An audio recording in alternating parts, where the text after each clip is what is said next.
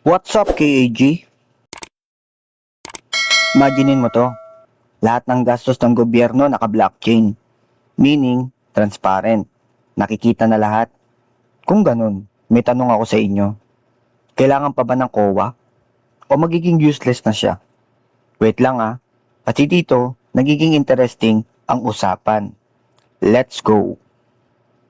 Alam mo minsan, kapag pinag-uusapan ng blockchain sa government, parang magic solution. Parang kapag ginamit mo ito, automatic wala ng corruption. Pero real talk, hindi ganun kasimple. Kaya pag-uusapan natin ng isang malaking tanong. Kung may blockchain na, ano pa ang role ng COA?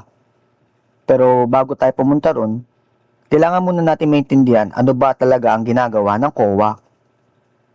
Ano ba ang COA? Ang COA o Commission on Audit, sila ang tagabantay ng pera ng gobyerno. Basically, sila ang nagsasabi kung saan napunta ang budget, kung tama ba ang paggastos, kung may anomalya ba. Halimbawa, may project ang gobyerno na road construction. Ang tanong ng COA, magkano ang budget, magkano ang ginastos, natapos ba lahat ng project, o baka nasa papel lang.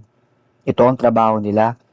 Hindi lang sila nag-check ng numbers, iniimbestigahan nila kung may kalokohan. Dito papasok yung blockchain. Ang blockchain kasi, isang public ledger. Meaning, lahat ng transaction, recorded. Hindi pwedeng baguhin, hindi pwedeng burahin, at transparent. Halimbawa, kung ang national budget ay nasa blockchain, makikita mo kagad. Maglabas ang gobyerno ng 10 milyon para sa mga ospital. Makikita mo kung saan napupunta at kailan ginastos. So ang tanong ulit, kung ganito ka-transparent, ano pang silbi ng COA? Ito ang madalas na misconception. Papalitan ng blockchain ang COA. Maraming crypto believers ang nagsasabi, kung naka-blockchain na ang government spending, hindi na kailangan ng audit. Pero mali yun. Bakit? Dahil ang blockchain ay record keeper lang. Hindi siya investigador. Halimbawa, may transaction sa blockchain, 10 milyon para sa school project. Recorded yun. Transparent yun. Pero may problema. Hindi alam ng blockchain kung ninakaw ba yung pera. Halimbawa, ganito. Nag-release ang government ng budget, 10 milyon, nasa blockchain, transparent. Pero yung contractor, gumawa lang ng project worth 5 milyon. Yung 5 milyon, binulsa. Makikita ba yun sa blockchain? Hindi. Kasi ang nakarecord lang, 10 milyon binayaran sa contractor. Hindi niya alam kung overpriced or ghost project o substandard yung ginawa ng contractor. Dito pumapasok ang COA. Ano yung magiging role ng COA sa blockchain system? Kung gagamit ang blockchain ng gobyerno, mas lalakas pa nga ang trabaho ng COA. Bakit? Dahil may real-time data na sila.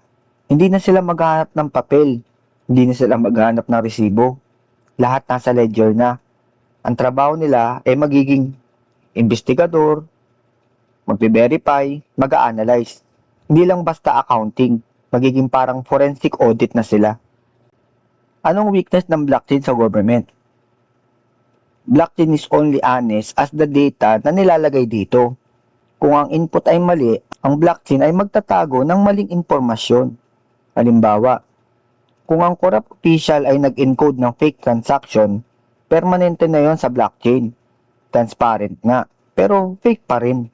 Kaya kailangan pa rin ng investigador, auditors, regulators. At dito papasok ulit ang COA. Ano yung pinaka-best setup? Hindi pwede yung blockchain versus COA. Dapat blockchain plus COA.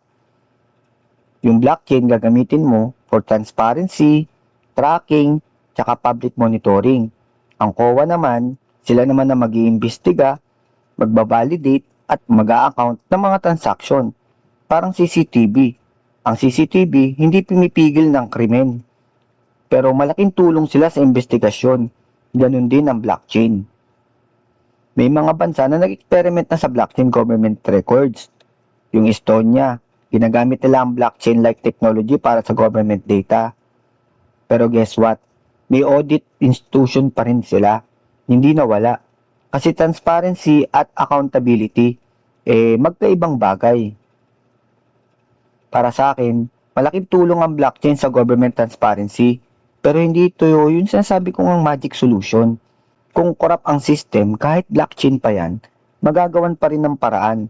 Ang tunay na laban pa rin nasa institution at sa mga taong nagpapatakbo nito. Ngayon, gusto ko marinig yung opinion nyo. Kung ikaw ba yung tatanungin, mas magiging honest ba ang gobyerno kung naka-blockchain ang national budget? O parehas lang din? Comment mo sa baba.